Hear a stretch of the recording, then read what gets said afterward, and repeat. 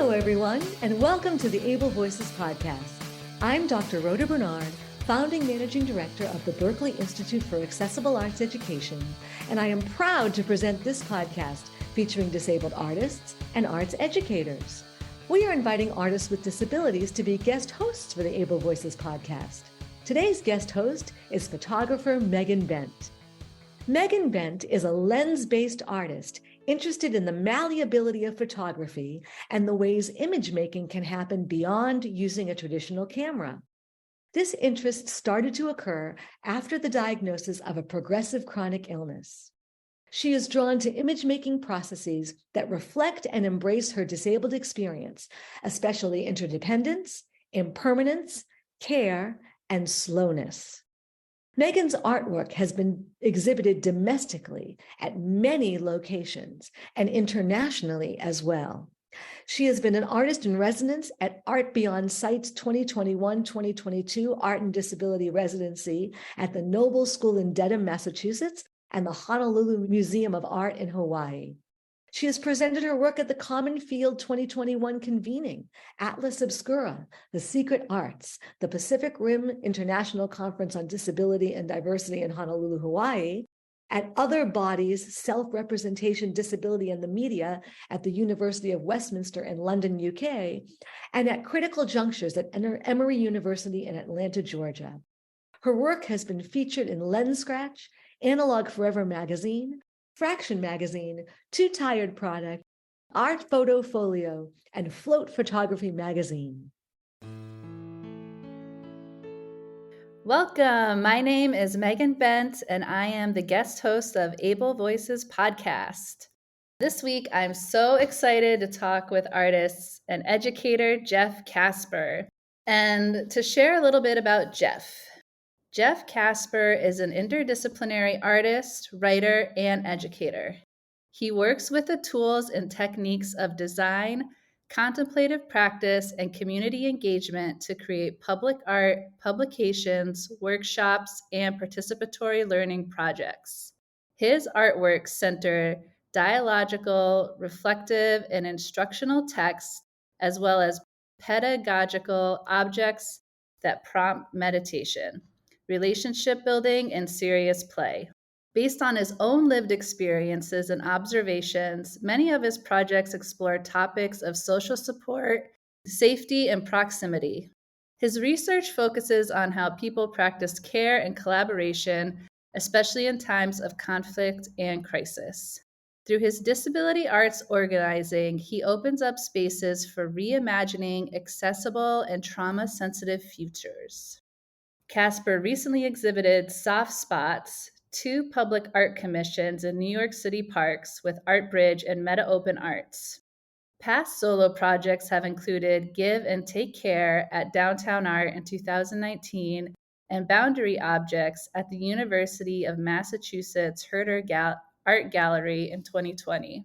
He organized the series Access Points, Approaches to Disability Arts at Q Art Foundation 2017 through 2018, and ever since participated in public programs exploring access, disability justice, and the arts at the Brooklyn Museum, BRIC, MoCA Cleveland, Queens Museum, Daedalus Foundation, and the 8th Floor. Kasper was awarded residencies and grants from New England Foundation for the Arts, the Umbrella Arts Center, Art Beyond Sight, and Elizabeth Foundation for the Arts. Kasper sustains an active career centering public programming, creative direction, and facilitation for arts-based community engagement. This involves graphic design, strategic planning, and development of programs for outreach, arts infrastructure, mental health and disability culture, accessibility, peer mentorship, curriculum design, and artist services.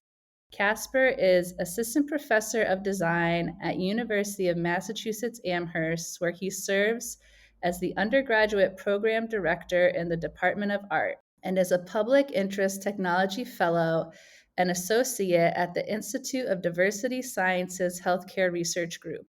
From 2020 to 2021, he was a faculty fellow with the Office of Civic Engagement and Service Learning at UMass. In 2022, he was a Khan Institute Faculty Fellow in Health and Medicine, Culture and Society at Smith College. In these capacities, he has been stewarding collaborations between pediatricians, psychologists, parents, and students for the design of inclusive media that demystifies the dynamics of early childhood emotional health for families in Western Massachusetts. So, Jeff, I am a huge fan of your work and your ideas, and I'm just so excited to talk with you today. So, welcome, Jeff. Thank you so much. I'm so glad to be here. Thank you for the warm welcome. Absolutely. Again, thank you so much for being here today. I'm so excited to just, hear what you have to share for our audience. So the first question I have today is I'd just like to start by asking you to tell us your story as an artist. How did you start out and how did you get to where you are today? Wow. So thanks for this question. I am excited to answer it, and I don't know where I'll end up because there's so many amazing sort of starting points in one's life around how one becomes an artist. I think one's always becoming an artist in some way, but I'll give it a try of where to start. So I've been lucky enough to have mentorship and arts teacher of different disciplines my whole life. And of course, formally, I had arts classes in growing up, and I like to mention, growing up, I primarily my schooling was within a faith-based community. I grew up Catholic, so I was really kind of immersed in that kind of art culture. But luckily, well, luckily I had like teachers who so even thought beyond sort of the canons of art history and how religion and art have been so closely related. And I had, I remember the first artists that I learned about were like, Keith Haring, like, Mm, and talk and like seeing that work, things that were in the subway stations and kind of public art. That was one of the first visual artists I remember learning about. I had teachers who kind of talked about him kind of secretly yeah. because it wasn't necessarily something that maybe was aligned with sort of the faith based mission in Hmm. education. But I remember learning about him and his work as a contemporary artist, and other artists that really impacted me really came from more of like family life. So I come from a mixed family, and on my father's side, we are Jamaican. So I remember listening to lots of Caribbean music like Harry Belafonte and Bob Marley. I know that sounds silly, like to talk about, like, but that was maybe silly because it's like, wow, you listened to that as a kid, but I really did. And I'm very grateful to have these artists that were like really artist activists as like my first art inspiration outside of kind of the formal history of art I was taught. So throughout my education, as I mentioned, I had mentors, and I took actually art courses, outside of school, like with teachers, and I totally am so privileged to have had that opportunity and family members who kind of saw that I always was a creative person. And yeah, my family has been supportive around opening up the possibilities of what I could do as a person, and art being a viable option. I don't think they really understand what art is, or I don't have other artists in my family. Like my parents were not artists, but they were along for the ride at least. So so having mentors and taking art and encountering art in my own life was something that I'm so grateful for. Yeah, so I began to be an artist, like, I guess the day I was born. I never really I It's always kind of like the I always say it was the only way. It was not like ever Hmm. like, it's a process of becoming. I don't think I ever had a moment where I was like, you know what, I think I'm going to pursue this thing. But it was always just the way in which I found myself relating to the world. So I talked a little bit about, yeah, like that some of these origins had to do with, the art that I was seeing, at home, and what teachers were sharing. But also, I knew that I wanted to do something creative because, two other really kind of pivotal experiences. One, having experienced kind of traumatic experiences as a young person. I've been, since I was young through different kind of therapeutic processes, right? So actually in kind of grief therapy as a young person was actually the first time I can remember like an aesthetic experience, like how art could be used to Mm. be healing and how artists could be healers. And so that's really important to me.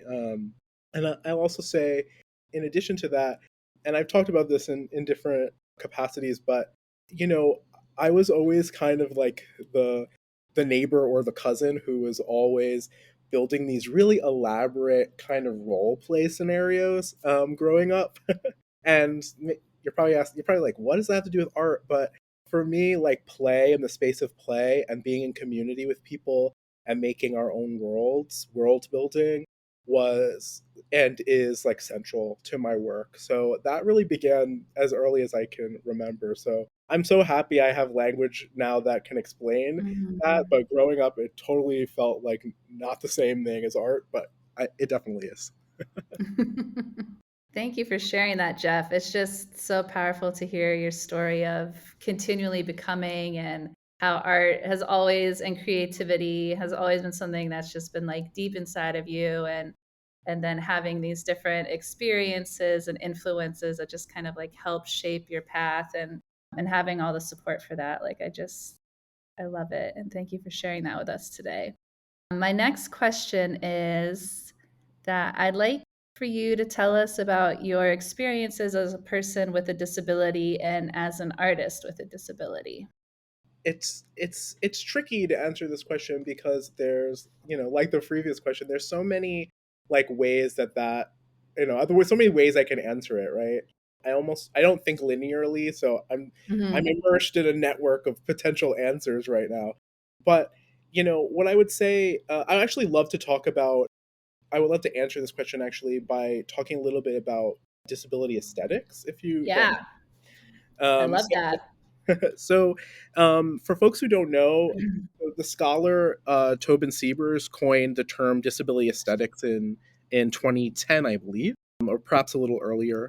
And the term disability aesthetics not only imagines like new forms of representation for disabled people, but also asks how disability enriches our understanding of art.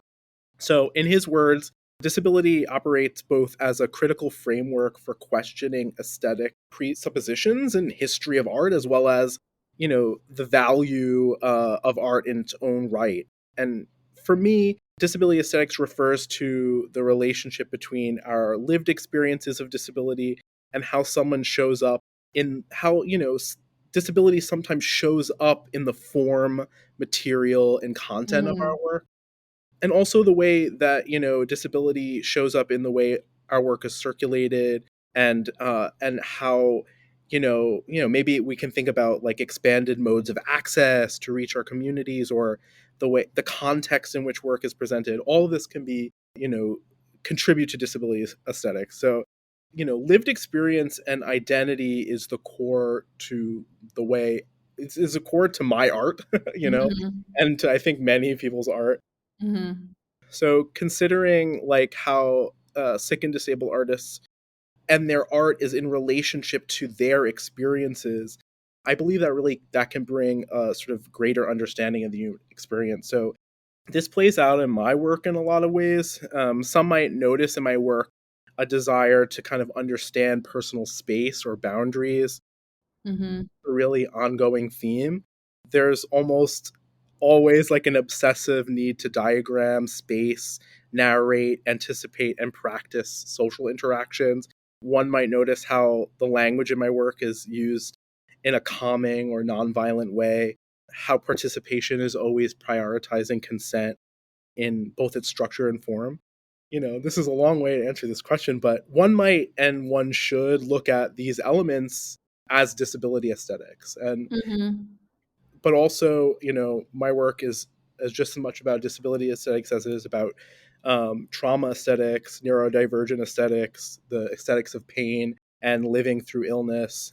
and they're also really definitely queer as well. So I feel like, my work tries, I try to, and disability sex tries to like open up a way that people can experience me as a person and also experience maybe themselves and see, you know, and see themselves in the work as well. So I can get poetic, so sorry if I went really academic. So apologies if that was too verbose of an answer, but No, I think it's great. I'm so glad you weaved in disability aesthetics and talked about different points of it, and then just shared how that aligns with your own art practice. And I feel like in the ways that I've experienced your work, I just feel like they're so deeply rooted in care. Like I just feel like that's such a huge part of everything you do, which oh, I really totally. appreciate. I know that our listeners would like to hear about the art education that you received. Can you talk about how you studied art and how you continue to learn today? So, like I mentioned earlier, I've been lucky enough to have a lot of, and privileged enough to have a lot of art education my whole life, both in formal mode, sort of spaces and modes of education throughout, from through a young age to throughout university level, but also through kind of informal mentoring from folks in my life. So, you know, oh my gosh, I always am never really, how do I say, I'm never satisfied with one media or approach. So I feel like my education is forever because I always want to learn Mhm. a new approach. So, I mentioned a bit about my early art education, but sort of coming to more contemporary time, I went to school for lots of different areas of art. I started in graphic design actually, and that's a primary kind of mode of expression for me still in my practice. So I had a bit of a non-traditional path. When I was a teenager, I moved away from my family and was in New York City and decided to not enroll in any kind of like bachelor's degree program at first, but really to take technical classes and just work in the field and do Wow. internships and stuff. So I started to learn design, in technical programs, and then would go out and be like a production assistant and doing projects kind of live.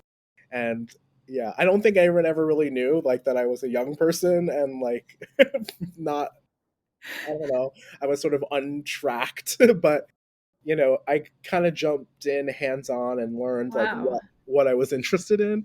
And I eventually received a 2-year degree in graphic design, and before realizing, I've been able to work on like a lot of cool projects, and maybe I could have this career as like a professional designer and not even really need to go to school. But there was opportunities for that, but I just started to like think, actually there's so much like else to learn about like art and creativity.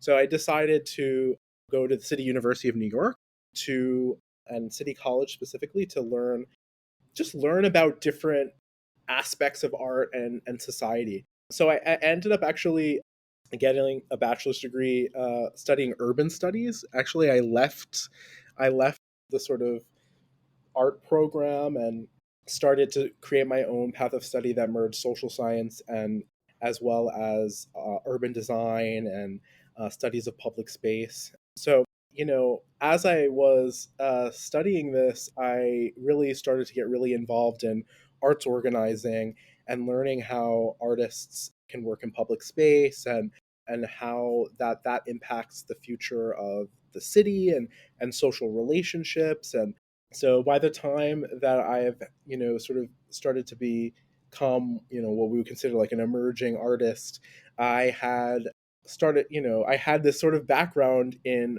art and design, but also studying social relationships and society at large. I ultimately merged those things and got a master's of fine arts in social practice, which involves creating engagements between people using art and art as a tool for social impact. So eventually those things kind of coalesce. it's interesting when we think about our education as artists, we're often thinking about the media that we learn, like, oh, I learned about this new technology, or look at this amazing way that I can use printmaking, right, to replicate an image. For me, that's very much part of my continuing education as artist, learning new media. But also, I like to immerse myself in spaces that have nothing to do with art in order to continue my work. So lately, I have been doing a lot of education, continuing education in psychology and Mm. narrative medicine, and lots of other kinds of medical, sort of sociology of medicine, maybe you could say. So I find myself in the room with people who are not artists all the time in learning spaces, and I think that's really important because artists, we're the translators, and we're Mm. the folks who communicate and create and express content and material in ways that we feel and embody. And I find that it's important to learn things outside of the arts and bring it in as well. My education is ongoing. I'm currently a doctoral student. I'm studying expressive arts, in particular, like therapeutic approaches to education. So it's an ongoing Wow. story. It's an amazing ongoing story.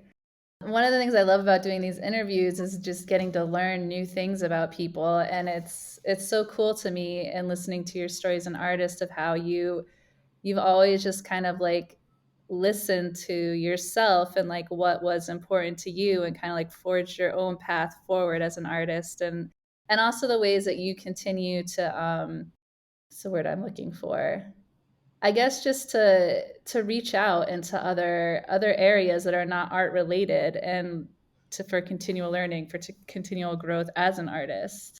It's super important, like there's just so many things out in the world. It's so exciting to learn. And you know what? It's not only exciting to learn, it's exciting to collaborate. Mhm. That for me has been a major element, right? Is like I Yeah. I may not be a doctor, like a medical doctor, but I Yeah. have so much to contribute, and I want to contribute. So finding other expertise and collaborating, I think, is important, and artists are so good at that. Yeah, absolutely. Absolutely. And this question, it kind of jumps off of what you were just talking about. Just if you could share some of your current work today. Yeah, so I'm always working on a million different projects, so I don't know where to start.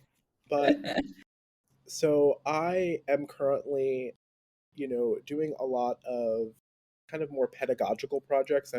I'm developing tools and frameworks for training artists and designers to work in a trauma aware way. And so I'm hoping that I'll be able to release those and publish those in the coming year or years.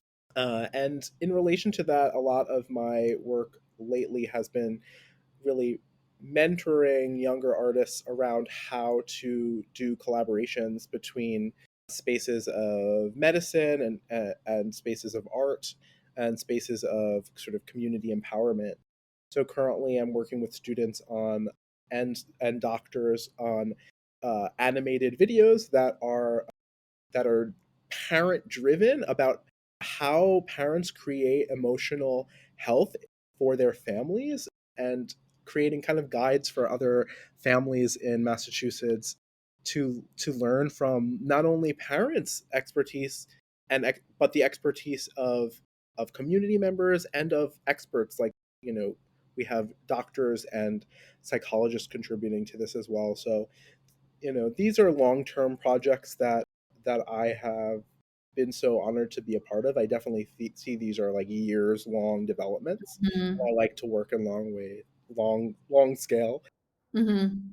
In addition to these kinds of longer form projects and engaged learning projects, or mentorship projects, I also have my own individual studio practice. I hold workshops kind of all the time, and I feel like I'm always in. So I like to have opportunities for people to practice being in relation to one another. So I use texts and role play and kind of tactile design media to talk about concepts of safety and how to build social support networks and how to communicate what makes someone feel relaxed or happy, or general kind of like experiences that bring people closer together. So sometimes that looks like building card games, Mm-hmm. and sometimes that's building huge public art projects that kind of are like really large in scale. But yeah, at the center of my work is always text and dialogue and learning. Yeah. So that's a little bit of a snapshot of what's happening lately. Excellent. And our final question is, what advice would you give to young artists with disabilities? Wow. So I guess I'll start by saying it's really important to remember that you are so valid, and you are so worth it, and Mhm. you are an artist, and you should continue to make your work, and you should not listen to any of the critics. I'll start by saying that I feel that definitely reflecting on my own experience, there's kind of been situations where you feel like you don't see yourself, or you haven't experienced Mhm. anyone like you in the field and or represented, and that can be really discouraging even if you're not really thinking about it. But you just kind of have this sort of embodied understanding that, oh well, I can't be an artist because I'm not like what I see. So I want everyone to forget that. That's totally not true. There's no right way to be an artist, and I want to encourage young artists or artists with disabilities to remember that you are an artist, and to continue your work. It's super important to you know to to reach out, and to also to be of support to other disabled people, and especially social media is a huge important space for us, because we get to meet and connect with people all Mhm. over, even when we're sometimes really isolated or don't have people in our own immediate kind of networks, physical networks, who have similar experiences to us and who also create. So please, you meet someone online that you resonate with, like reach out to them. And that's what I would say, in general, is I don't think I would be doing this work without having met other disabled artists, and having met artists who have had similar experiences as I have, or not, artists who have different experiences, but we have this sort of shared understanding of how disability is a generative element in our work, and also a generative element in our lives. Maybe our work doesn't actually interact or engage with topics related to our our health or disability profile, but being in community with others has really helped me, and I really encourage you to also connect with others, because it's a lot better out there when we're toppling the systems of oppression together. Absolutely. Thank you so much for being here with us today, Jeff, and just sharing about yourself, your work, your path as an artist, your continual learning. I'm just so grateful to get to chat with you today. And we'll be sure to share links to your site and your work in the podcast description so folks can check it out. Thank you so much. It's really been wonderful to hang out and chat. Thanks so much. Thanks, Jeff. All right, this is Megan Bent signing off as guest host for Able Voices podcast. Thank you so much to Dr. Bernard. This has been an incredible experience. And thank you so much to my three guests, Moira Williams, Whitney Moshburn, and Jeff Kasper. It's been incredible to talk with each of you and get to share more about your work.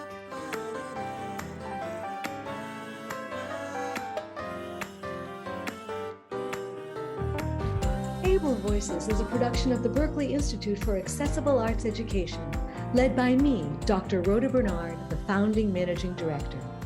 It is produced by Daniel Martinez del Campo. The intro music is by Kai Levin, and our closing song is by Sebastian Batista. Kai and Sebastian are students in the arts education programs at the Berklee Institute for Accessible Arts Education. If you would like to learn more about our work, find us online at berkeley.edu/BIAAE or email us at BIAAE@berkeley, that's LEE.edu.